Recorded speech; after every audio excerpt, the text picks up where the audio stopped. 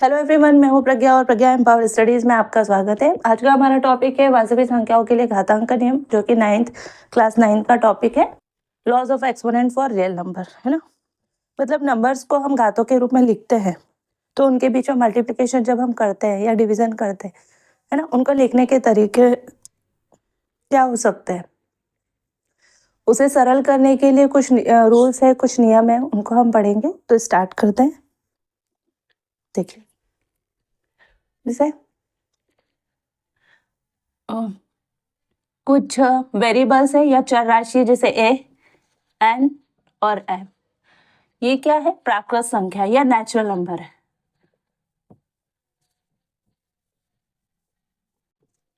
या natural number,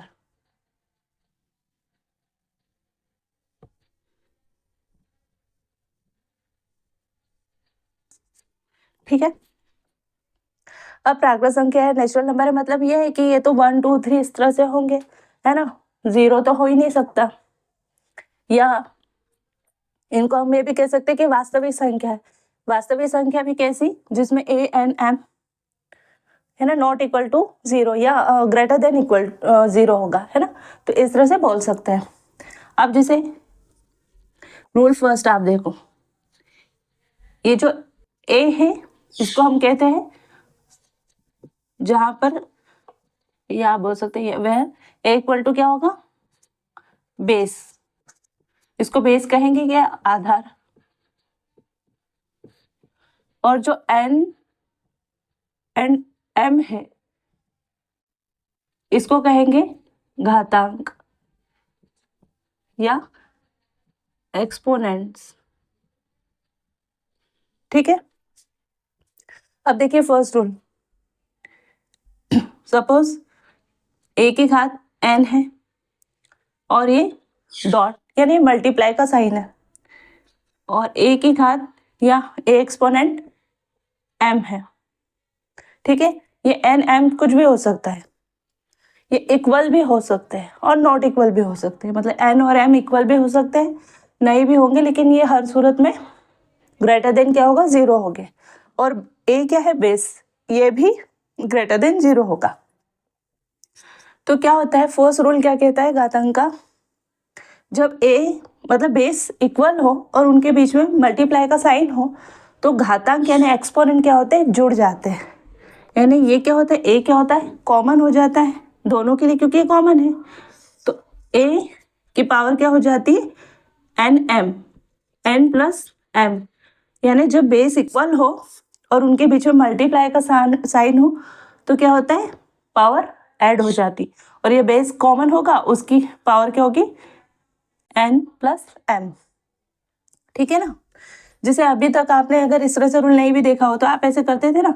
अगर suppose एक कुछ भी हो सकता है, 2 होता है, तो 2 की घात 2 इंटू 2 की घात 3, तो आप इसको ऐसे ही लिखते थे, 2 गुणा 2, 2 गुणा 2 गुणा 2। तो ये क्या हुआ? 2 की घात 5 ही तो हुआ, और इसका मतलब भी तो वही हुआ। यानी यहाँ भी हमने क्या किया? 2 2 प्लस 3 इक्वल टू क्या होगा? 2 पावर 5, है ना। तो इस तरह से ये रूल बनता है ना।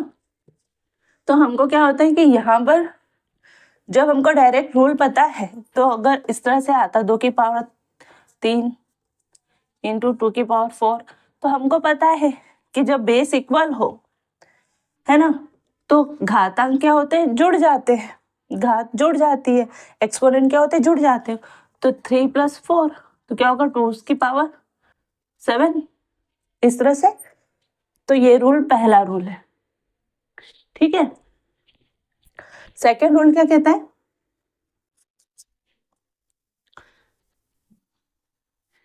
ए की पावर एन हो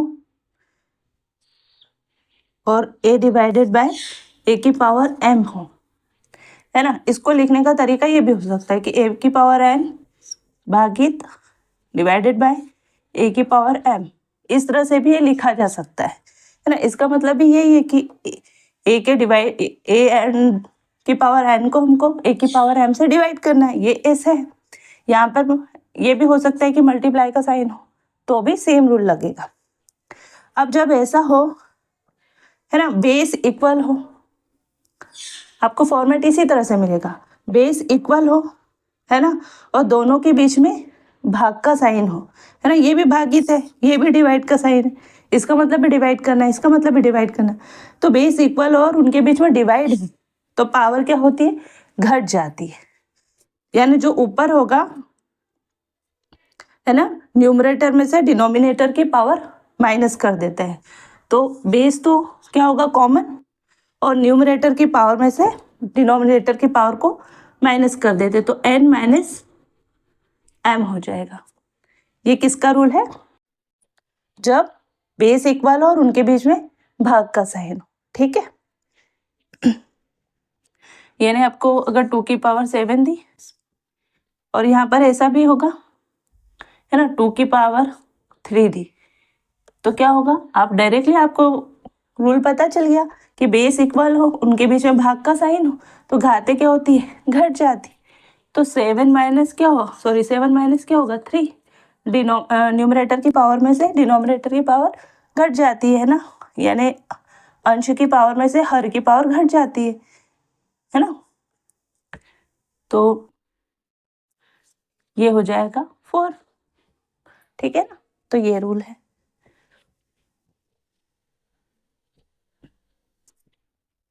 अब तीसरा रूल देखते हैं।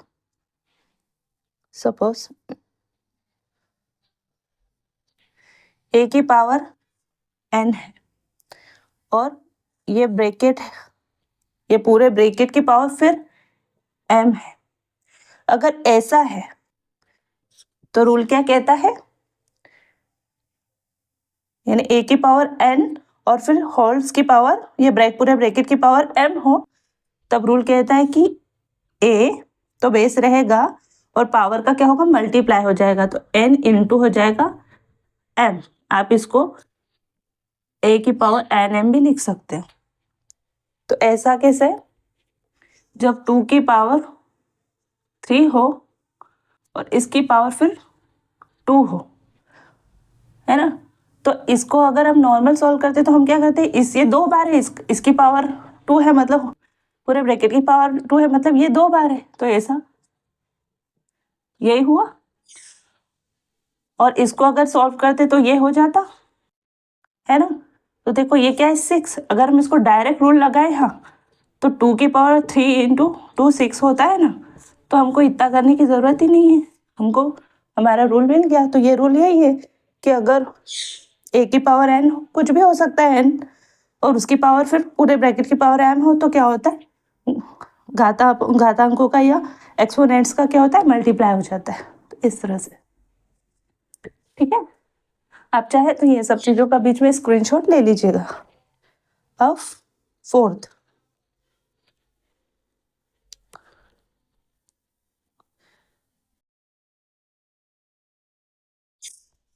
देखिए a की पावर n है, अरे और कोई दूसरा नंबर है जिसकी पावर, सपोज ये b है, इसकी पावर फिर m है, सॉरी इसकी पावर भी क्या है, n। तो अब देखिए, और दोनों के बीच में मल्टीप्लाई का साइन है, ये 2 बेस कैसे, ये a है और ये b है, मतलब बेस कैसे, आधार कैसे डिफरेंट है, लेकिन देखिए इनकी घातें क्या है, समान है, यानी n है, दोनों, या तो दोनों m हो सकती है, n जो भी है, लेकिन दोनों समान है, पर बेस कैसे है, डिफरेंट, और उनके बीच में साइन क्या है, मल्टीप्लाई। तो इसका मतलब होता है a इंटू बी और इसकी पूरे की पावर क्या होगी, n। इसको लिखने का तरीका a b की पावर n भी कर सकते हैं, ये ना एक्सपोनेंट n, पूरे होल ब्रैकेट के लिए एक्सपोनेंट क्या होगा, n, क्योंकि ये तो एक ही बराबर है ना, दोनों इक्वल है, तो इसका मतलब क्या है, a की पावर भी n है और b की पावर भी n है।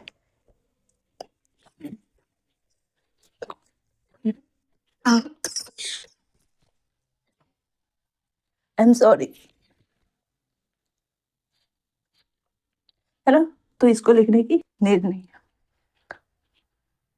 मतलब ये 2 होता है, 2 की पावर 3 होती, 3 होता है, 3 की पावर फिर 3 होती, तो हम इसको इस तरह से लिख दो कि ये 2 इंटू 3 6, सॉरी 6 की पावर ठीक, क्योंकि अगर इसको लिखते हैं ये 6 हुआ ना, अगर हम इसको लिखते तो क्या होता, 2 दूनी 4, 4 दूनी 8, और ये क्या होता 3 तिया 9, 9 तिया 27, है ना। तो ये क्या होता, ये 27 और ये 8, है ना। और ये क्या होता 856 और ये 5, 8 दूनी 16, 16 और ये 216, और ये क्या होता 36 6,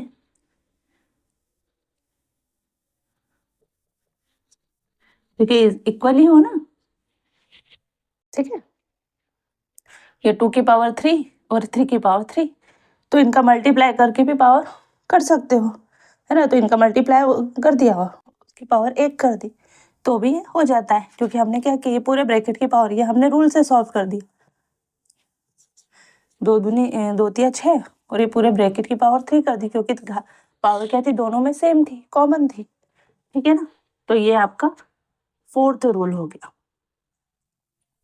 तो मैंने कोशिश की कि रूल्स भी बताए और साइड में आपको मैंने क्वेश्चन भी बताते गई, है ना। तो इस पर ये 4 रूल हैं और इन पर बेस्ड हम क्वेश्चन अब नेक्स्ट वीडियो में सॉल्व करेंगे, है ना। और एक चीज़ और याद रखिएगा कि किसी भी, जैसे यहाँ पर हमने कहा है कि ये प्राकृत संख्या है, नेचुरल नंबर है, या हम ये भी कह सकते हैं ANM ये जो है ग्रेटर देन 0 है, क्योंकि अगर किसी की भी घात अगर 0 हो जाती है ना, कोई भी नंबर, तो इसकी घात अगर 0 है तो इसका पूरे का मतलब होता है 1। अगर हम इसकी घात ही 0 कर देंगे तो ये 1 × 1 हो जाएगा। तो 1 की घात अगर n है या 1 की घात n है, m है, कुछ भी हो घात, कुछ 1 की घात कुछ भी हो तो आंसर तो 1 ही आएगा, है ना। इसलिए हमने ये कहा है कि ये ग्रेटर देन 0 है या ये प्राकृत संख्या है। वास्तविक संख्या कैसी है, प्राकृत संख्या है। तो ये पावर है ना 0 नहीं है यहाँ पर, क्योंकि किसी भी नंबर की घात अगर 0 है, एक्सपोनेंट अगर 0 है, किसी भी बेस का अगर एक्सपोनेंट 0 है तो उसका मतलब होता है, उसका पूरा मीनिंग होता है 1, ये 1 के इक्वल होता है ना। a की पावर 0 इक्वल टू होता है 1, या a की घात 0 बराबर होता है 1। ये a कुछ भी हो सकता है, कोई भी नंबर, एनी नंबर, हमने बोला है ना प्राकृत संख्या है, तो ये कुछ भी होता है, कोई भी नंबर हो सकता है, 5 भी होता है, 6 भी हो सकता है, कोई भी एनी नंबर, 2 डिजिट का नंबर हो सकता है, 3 डिजिट का नंबर, है ना। तो ये कुछ भी हो सकता है, घातांक भी चेंज हो जाएगी क्योंकि ये चर राशियाँ है ना, ये चर राशियाँ है ना, यानी वेरिएबल है, इनके मान चेंज हो सकते हैं, कुछ भी हो सकता है, किसी भी क्वेश्चन के लिए कुछ भी हो सकता है ना।